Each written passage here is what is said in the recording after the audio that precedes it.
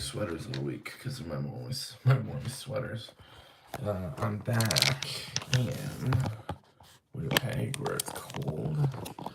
I started a new job because I wanted to get away from cinema. What happens if I... Damn it. Because I wanted to get away from cinema, you know. I wanted a break, but I'm back to working, so... It's nice in October, I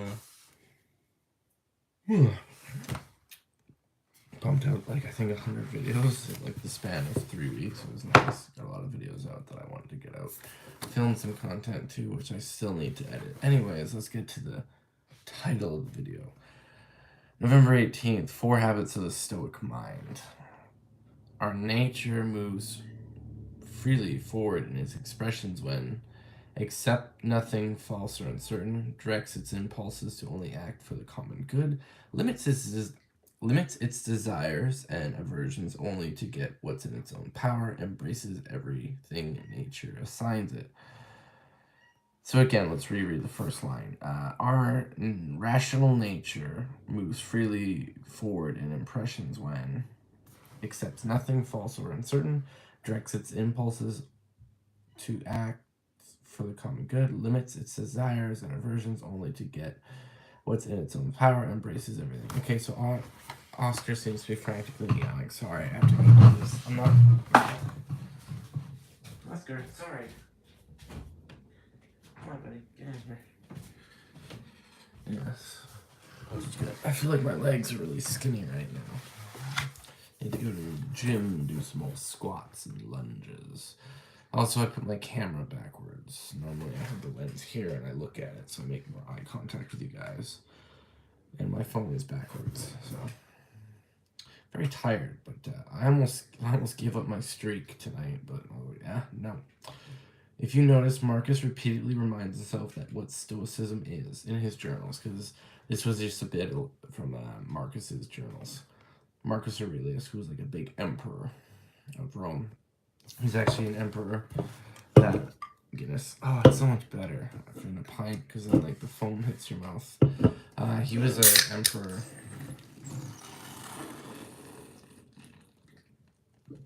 in the Roman Empire. Ooh, it's a weird, I forget the actual logistics, but something where one guy who was emperor adopted someone, Marcus, because he thought he was so virtuous, and he wanted him to be the next emperor, but then his time, this emperor was getting sick and dying, so he instructed the next emperor. Yeah, it totally is, right? When it's out of the glass, it just, that foam, it hits you, and it's hard to describe. And the last time I had a Guinness out of a glass was in Montreal. So it was there's sometimes it's just I miss that whole... Fuck.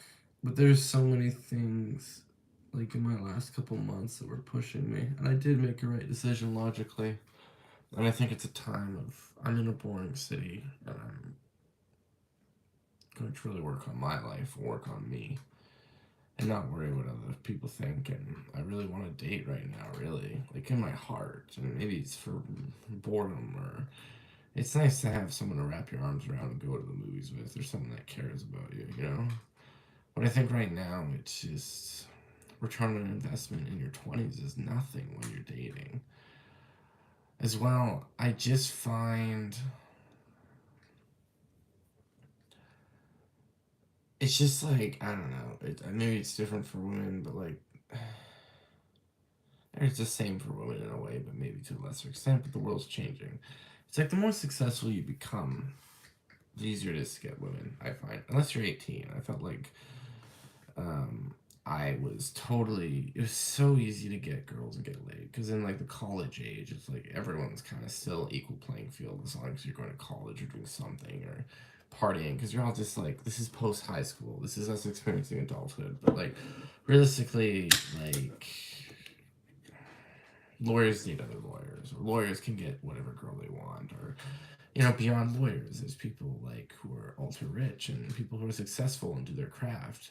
If you as a man become very wealthy and successful, or even like moderately wealthy and like above average or just middle class, let's say you make 80 grand a year and you have your own house, all of a sudden you're a lot cooler than the guy making 60 and still renting. And also, like, well, it's how responsible you can be with the money you have too, not just what you do. Like, a guy could make whatever money. You could be a teacher, you could be anything, and you could make, like, you could be smart with your money, make wise investments, own a house, maybe own a rental property, and be very well off. But I find, like, to become these types of people that are successful, you really have to stray away from dating. Or it's like, if you're lucky, you met someone when you're 21, you got married when you're 23, and you're just together, and you're going through school, and you're growing up together. Like Ben Shapiro and his wife, they grew up together. Very jealous of that. And I'm just,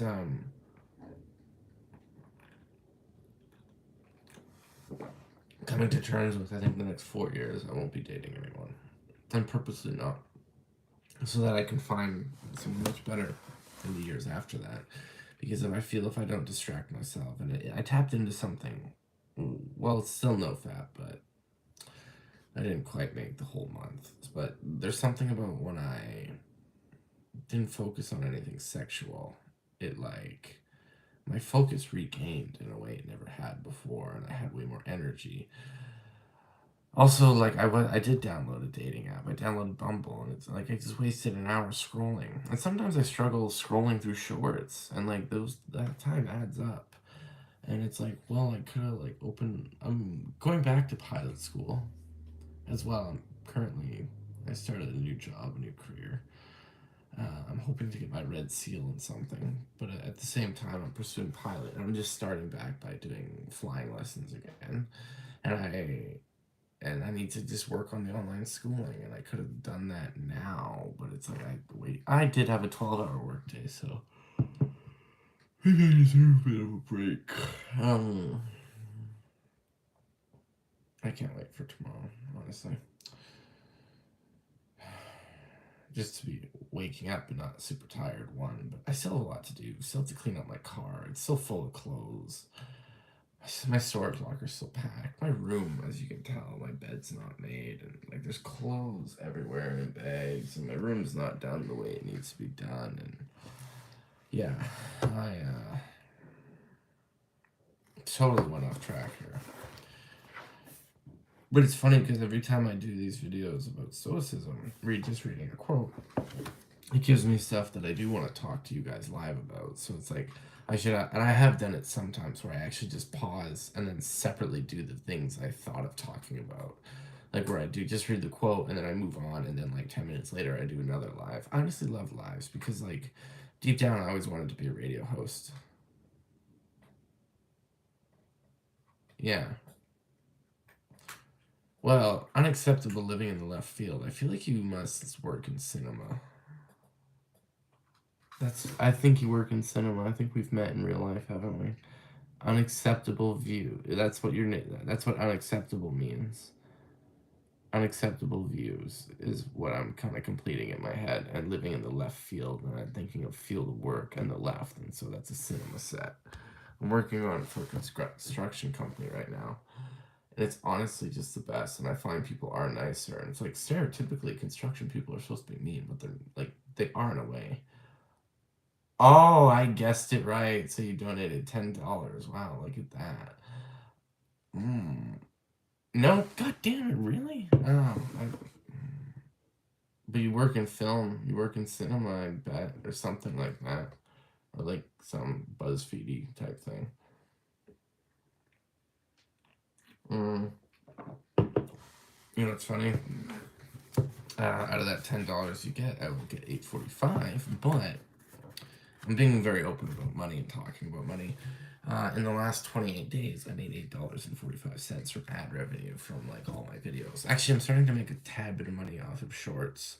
Some of the shorts I posted that have gotten like 12,000 views, I've gotten like 13 cents, and I don't like from the advertising. Almost a beer. Oh my god, you bought me this. No, I appreciate that though. Thank you, Onyx. I'm Can you tell me if you work in cinema or something like that? I'm not gonna try and find out who you are, but feel free to email me and we can talk. To my emails on my info or whatever. Um, but I don't know. It's like I know this guy. He was struggling to be a nurse, and he ended up like very much in debt. And it's funny because me and him were talking, and we both said it's like, yeah, life's basically a game. Like you can just win at it or you can't, and nothing matters, you know. So it's like you might as well just be fine and good. So this dude, he's going back to school and he's not being a nurse, but he's becoming a doctor and he's going full tilt. And he's like, fuck it. Even and that's how I feel. It's like I honestly, if I were to tell you guys something, and I've been very honest, I said like I've flown a plane by myself a couple times, and like even flying with an instructor, nothing beats that in the world for me. Nothing. It is so surreal. Okay, skydiving was up there, but nothing in the world beats it. And fuck, I'm honestly like the last month or two, like I was experiencing a lot of like daytime things about Montreal and a lot of fun things. And yeah, you guys saw me in the video with like the girls and teaching them segues and stuff like that. But I really like I was chasing highs, like experiencing the nightlife of Montreal, and I really miss Montreal. Like deep down, I miss it so much, but like I don't know. I think Winnipeg for me is such a more stable base, and the rent here is cheaper, and it's like I'm socking away way more money, and I've only been here for like a check, and it's just like oh well, like most of this check is just going to my savings account. It goes towards my future. Well, I found living in Montreal. It's like oh well, like for some reason 2/3 of my check has disappeared because of the taxes and again, I had a check. It was like I've said this number wrong in the past, but it was 4,900, and I got $1,600. I had a gross check of or brut in French, but gross or I don't know what it's called in the states, but before taxes, I had $4,900 on a check.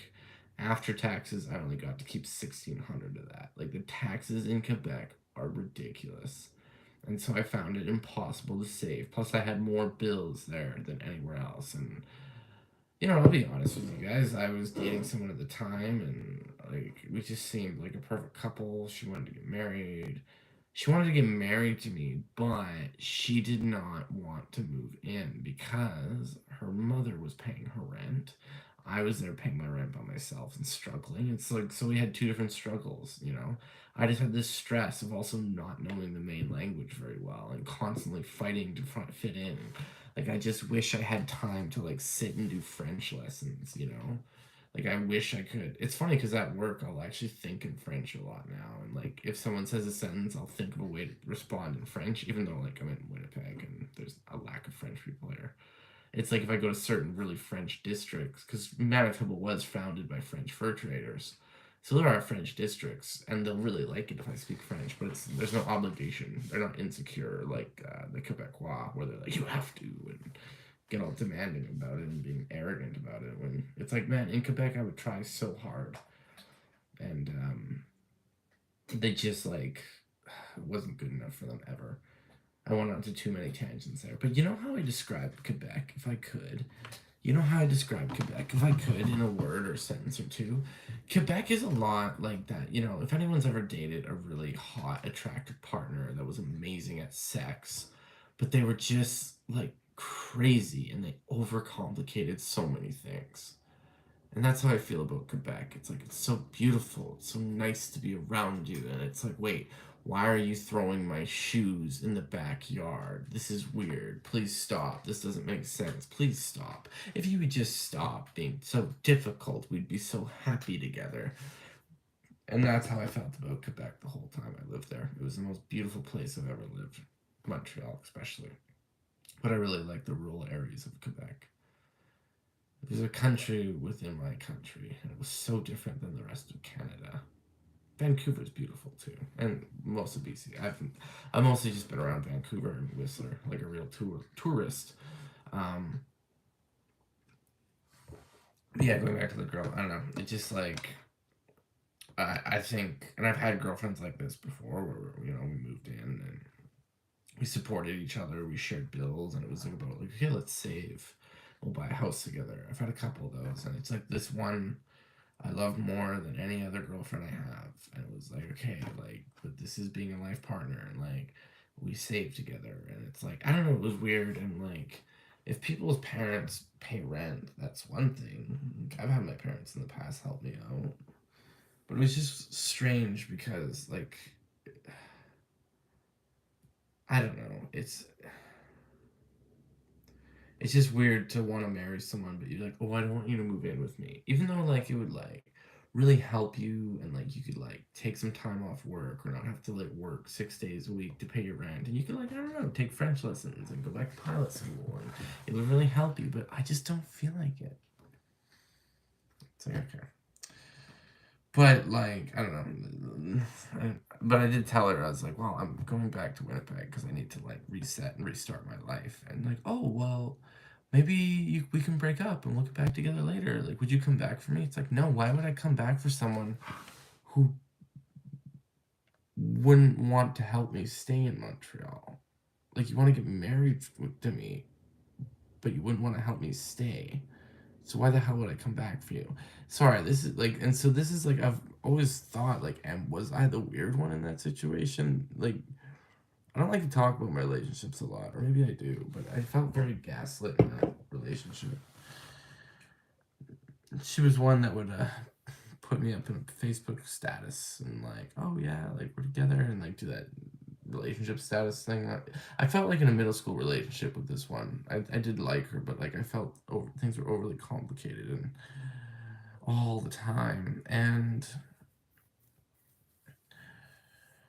yeah, just constantly shit testing, like, oh, like, its biggest red flag.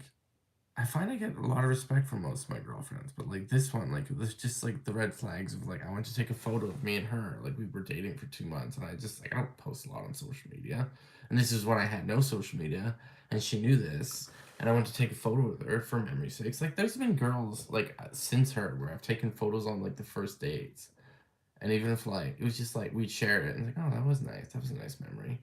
Um, I don't know. She like covered her face. She's like, no. And then you know what? The harsh part about it is like, I learned a lot of things dating her. Like, okay, so I learned red flags. Like, if a girl talks about uh, her girlfriends a lot, talks bad about them, but then also says like, oh, my friend, her boyfriend does this, and my other friend, her boyfriend does this. They're such shitty boyfriends. That's a great sign that that group of friends sits in a circle and talks shit about each other's boyfriends, or they sit and complain about their boyfriends together, and so that's all they talk about. And it was true. None of these friends liked me, and they've never met me, and I've only ever been nice to this lady that was their friend that I was dating. But it's like, oh, obviously she just like needed attention, and she vented about me to all her friends all the time. I wiped this chick's ass and sponge bath her when she had a surgery and couldn't move for 2 months without me. She couldn't move an inch on the couch. She couldn't get water. She couldn't do. I took time off work to make sure I was there for her and to help her every single second, just so she wasn't. Oh yeah, I know, eh? You're more important, yeah. But anyways, Oscar. Oh.